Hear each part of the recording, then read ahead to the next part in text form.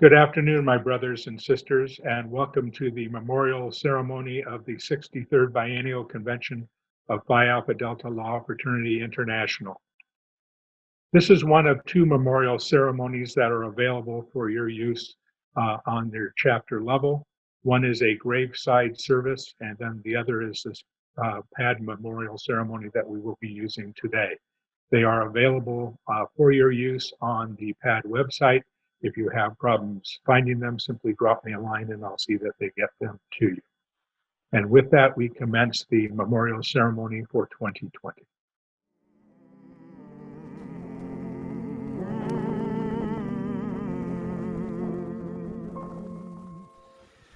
In our hearts we'll always cherish memories of thee, for our love will never perish till. Hello, I'm John Weaver, Knoxville Alumni Chapter and Sanford Chapter. Everything's different about this convention. Most profoundly, for me, is that I'm attending without my friend, brother, and 2018 convention roommate, Aaron Moore. No, sadly, I'm here to speak in memory of Brother Aaron. Brother Aaron left this world the morning of January 1st of this year. He was a third-year law student at the University of Tennessee College of Law, where he worked diligently as a student attorney in the legal clinic there. And I'll tell you more about that later. Aaron is one of the only students to ever be awarded the JD posthumously from the University of Tennessee. Aaron held a master's degree in English literature from the University of North Carolina at Wilmington. He had a PhD from the University of Texas at Austin. His doctoral dissertation focused on Shakespeare's influence on the works of John Milton. Before he entered law school, Aaron taught at the University of Tennessee. His subject matter of teaching, seduction literature.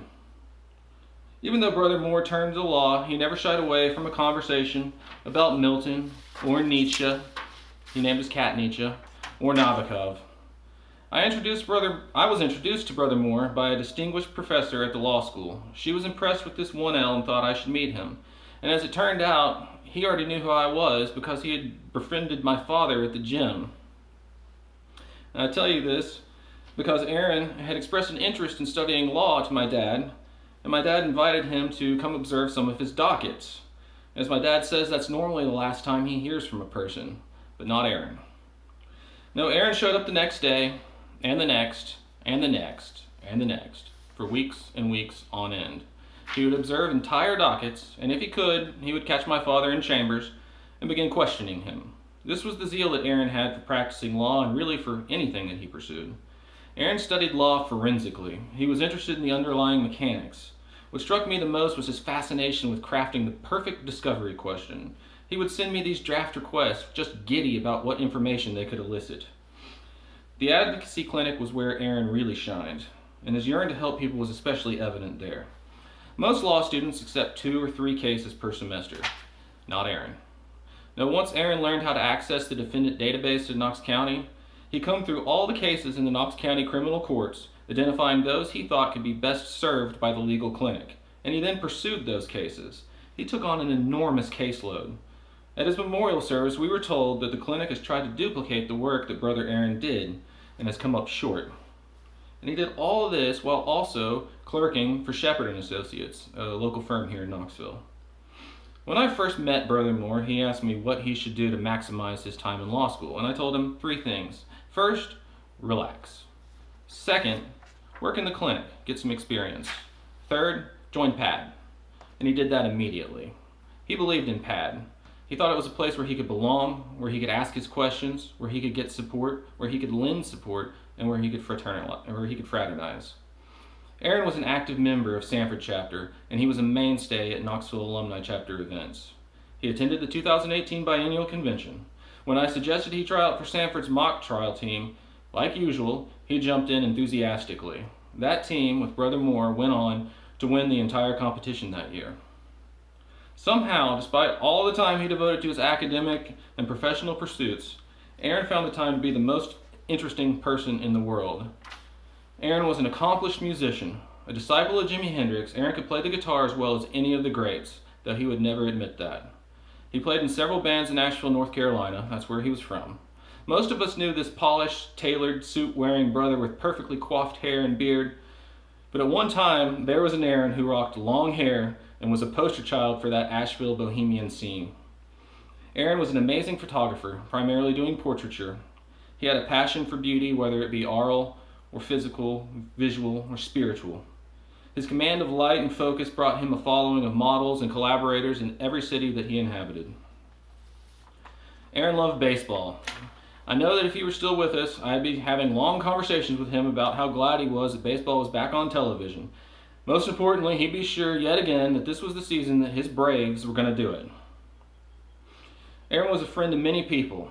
I was always amazed at how he always had time for me, no matter what time of day it was, and he could talk to me for hours on end. And I learned later on that he was like that with many people. And in light of all that he did professionally and academically, it's astounding that he was able to keep up with as many people and be such an important person in their lives the way that he did. I could go on and on and on about the talents and passions and accomplishments of Aaron Moore. He's one of the most incredible people I've had the pleasure of knowing. But I want to end on something that was most important to Aaron. Aaron was not a prideful person. He was not a boastful person. He built up and he helped others. There was one thing about which he was most proud. And this thing he held above all other things, and that was his 3-year-old son, Shepard. Routinely, Aaron would send me photos and videos of Shep doing ordinary things which were extraordinary in Aaron's eyes. We often discussed at length parenting philosophy and just our love of our kids. And Aaron loved Shep more than life, and Shep clearly adored his father. Aaron left behind his loving mother, Deb, his son, his friends and colleagues, and his brothers and sisters at Phi Alpha Delta. We sent him to the Eternal chapter with his pad initiation pin on his lapel. He was not made for this world, but we were fortunate to have known him, and he was a damn fine pad.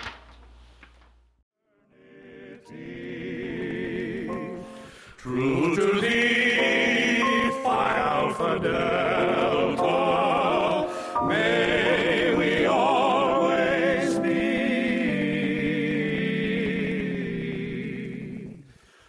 At thy shrine we'll worship ever.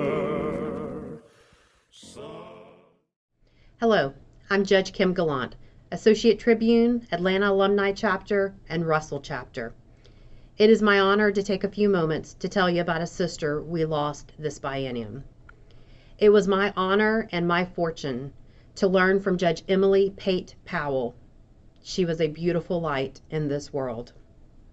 Judge Powell graduated from Davidson College, and she was in the first class that admitted women. She then went to Mercer School of Law down in Macon, Georgia, where she joined PAD's Fish Chapter. In 1983, when Georgia created the Magistrate Court, Judge Powell was one of the first to be appointed to Gwinnett County. She served our community and our court for many years. Now, she did take some time off to raise her children, but lucky for us, she came back to raise new judges, me included. Overall, she served our court and our community for over 20 years. Now, she was in the first class that admitted women at her college. She was the first in the class of judges appointed to the Magistrate Court bench, and she graduated in the first class of Leadership Gwinnett in 1986. To say Judge Powell was a trailblazer is an understatement. When I joined the court in 2015, Judge Powell patiently watched as I settled into being a judge. She quietly corrected me when I misspoke or just flat out made a mistake. She lovingly encouraged me as I developed into my own judicial style and rapport. And she could make me laugh. We had many times just sitting and laughing. Now, you may not know, the Magistrate Court's a little bit different from the other classes of court. We are the court that's open 24/7. And we're also the court where people can walk off the street and almost immediately be face to face with a judge to ask their questions or to sometimes just vent. We have a working courtroom at our jail, courtroom 2, and at any given time of the day or night, there's a judge on duty. And during the day, there was always at least 2 of us. And so when times were slow, we had plenty of time to talk, to reminisce, to talk about the future, what it means to be a judge, a mother, a wife, a lawyer, a volunteer, what it means to take care of yourself while taking care of your family and your community. Judge Powell was extremely compassionate, but she was also no nonsense. If a case had no merit, she would be quick to dismiss it. But knowing the type of citizens our court serves, she spent many minutes, hours listening to citizens as they came in, confessing, sharing their deepest concerns, their deepest secrets, their fears about what was happening to them, their children, their families, their neighbors. And sometimes there was nothing the court could do, but Judge Powell always made sure to send them on their way with information about what's the next step they could take.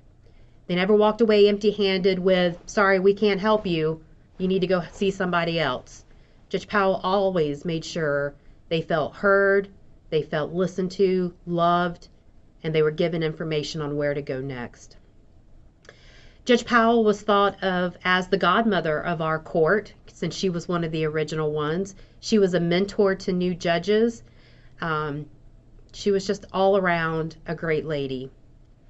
Now, there were some litigants who took her sweet personality or her compassion as a sign of weakness, and they thought that they might be able to roll all over Judge Powell. When that happened, they quickly figured out they could not. She was fierce.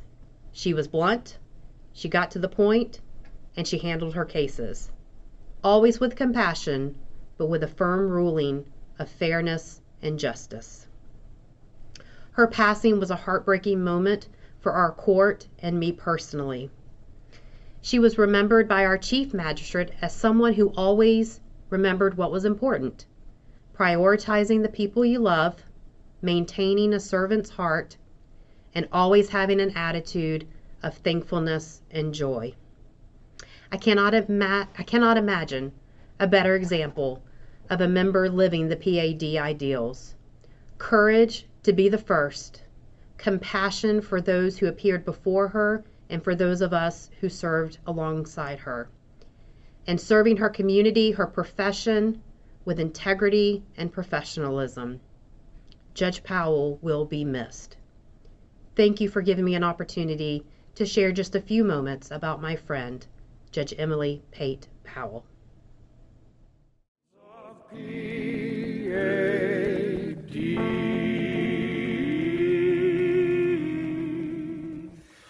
As we fight for fame and glory on life's battlefield, may thy name, Phi Alpha Delta, be our sword and shield. Brother Alan Kent Akers, Sr., 70, of Bardstown. His local attorney, beloved husband and father, passed away on Wednesday, September the 4th at Flaggett Memorial Hospital in Bardstown, Kentucky. Brother Kent was born to Astor Kermit Akers and Martha Darnell Gray Akers of Bloomfield, Kentucky on January the 17th, 1949. An alumnus of Bloomfield High School and the University of Kentucky, he received his law degree from the University of Louisville in 1974. While in law school, Brother Kent joined Phi Alpha Delta through the Vincent chapter on October the 8th, 1971, and was elected as clerk, and later justice. He led his chapter well, gaining the attention of members on the International Executive Board. He was appointed to as justice of what was then District 12 in 1982, serving in that role for a little more than 5 years. He performed well for his chapters and for Phi Alpha Delta during that time, and represented his district at the 1982, 84, and 86 conventions. He loved and was proud to practice law in Bardstown and his native Nelson County for over 45 years. He also continued his involvement in PAD through the Louisville Alumni Chapter until 1994, serving as its clerk, treasurer, and its justice. He also served in the Kentucky Army National Guard for over 20 years, retiring as a lieutenant colonel. Brother Kent was an avid outdoorsman with a passion for both hunting, fishing, and his farm whenever he had spare time. Being outdoors in any capacity always put a smile on his face, and each September you would find him hunting dove with friends and family. Kent is survived by his loving wife of 48 years, Linda Bowman Akers of Bardstown, and their two sons, Alan and his wife Megan of Chicago, and Brandon of St. Louis.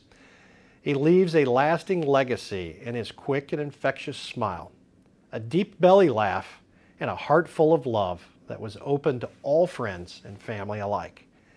He will be truly missed by all who knew and loved him.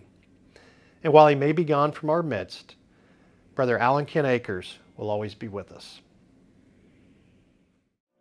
True to thee, Phi Alpha Delta, may we always be.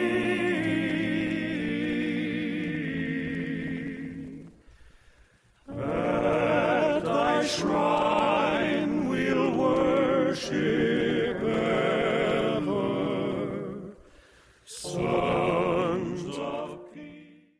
J. Ross, Patterson Chapter, New Jersey Statewide Alumni Chapter, International Justice. I would like to speak a little bit about my friend, Brother Michael John Baranski of blessed memory. He was born on June 22nd, 1952, and passed away last year on July 18th. Mike was from Carteret and Brick, New Jersey. After serving in the U.S. Army and working on the docks of Carteret for many years, he joined me in the evening division at Seton Hall University School of Law. He was the only other PAD in my section. After graduating law school and another half year or so at the loading docks, he began his legal career with the New Jersey Public Defender's Office in Ocean County. After working there for several years, he went to work for the New Jersey Lawyers Assistance Program, where he became a counselor to the counselor. In the end, he returned to the public defender work because he missed the courtroom. Mike loved life. He loved being a lawyer, and he loved going out to eat. I miss our annual steak dinners that he and I had in Atlantic City at the New Jersey State Bar Association convention. Mike was someone who would give you the shirt off his back, had a sense of humor and a decency that he treated everyone that he met with that was second to none. One example that stands out was when I was somewhat incapacitated after having shoulder surgery about 11 years ago or so. Mike dropped whatever he was doing to pick me up at the doctor's office to drive me home. Of course, we had to stop at his favorite restaurant on the way.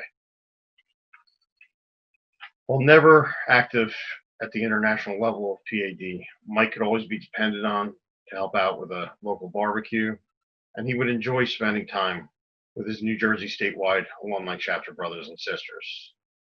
Mike was a kind, amazing soul and a true class act. I can still hear his greeting of, "Hey there, counselor." He was one of the good guys. Thank you.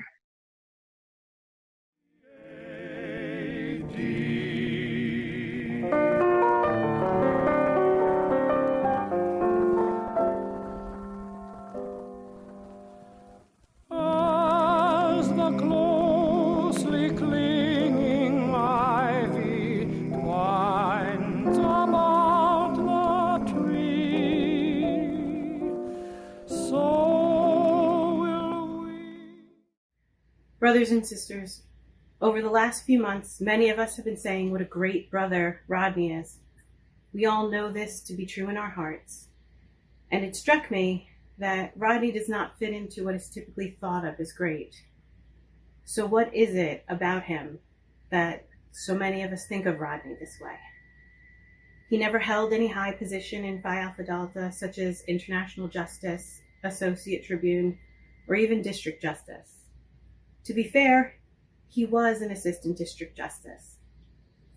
Was he a great orator who made grandiose speeches on the floor of convention? Definitely not. In fact, he was a man of so few words that people actually stopped to listen to him when he spoke, a rare quality in our profession. Was it his physical size? He was larger than the average person. In fact, he could extend his arm straight in front of him and wave it over my head and not come close to touching any hair. And his hugs. His hugs are legendary for how big and warm and enveloping they are, and how they just make you feel safe.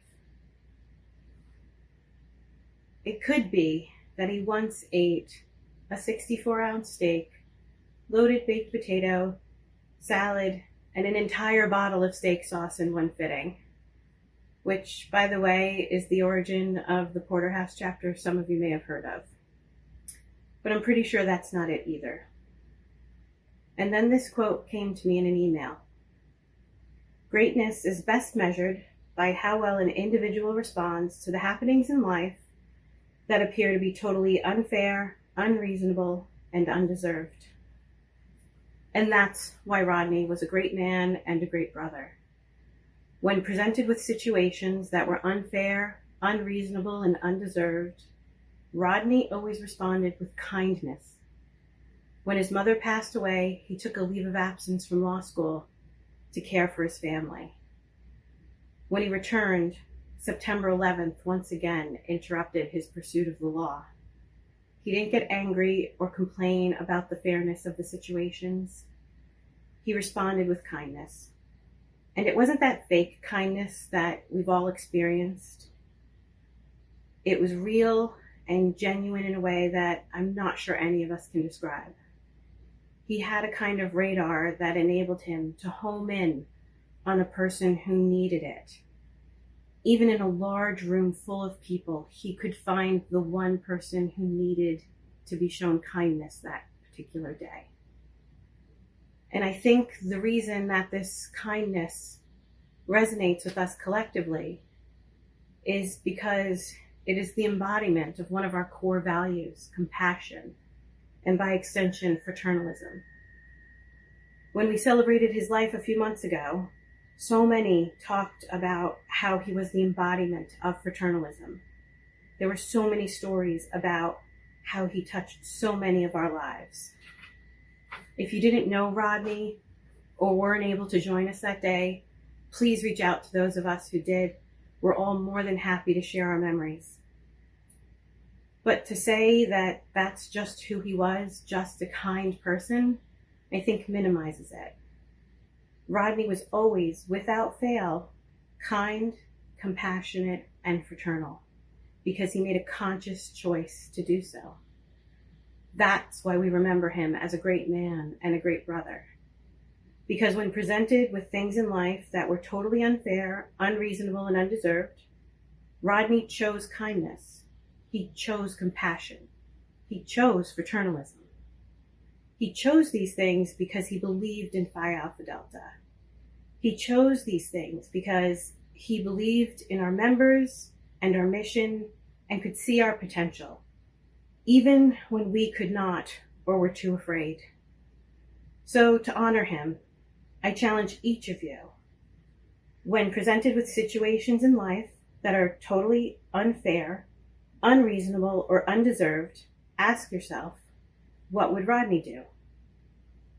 You already know the answer.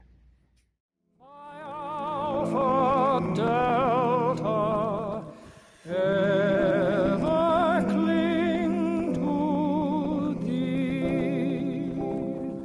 True to thee, Phi Alpha Delta. Many thanks to Brother John Weaver, Sister Kim Gallant, Brother Brigham McCown, Brother Jay Ross, and Sister Melissa Dewey for sharing some of their thoughts about our departed sisters and brothers. I am now about to order that the seat of our deceased members be removed from its place, not again to be used until some new members shall come into our fraternity, as sooner or later all of our places must be taken by those who succeed us.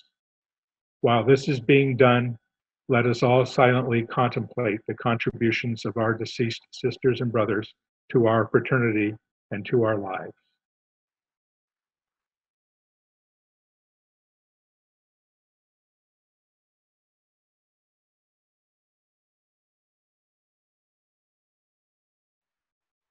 The International Secretary will note on the permanent roll of the records of Phi Alpha Delta Law Fraternity International the deaths of our dearly departed brothers and sisters.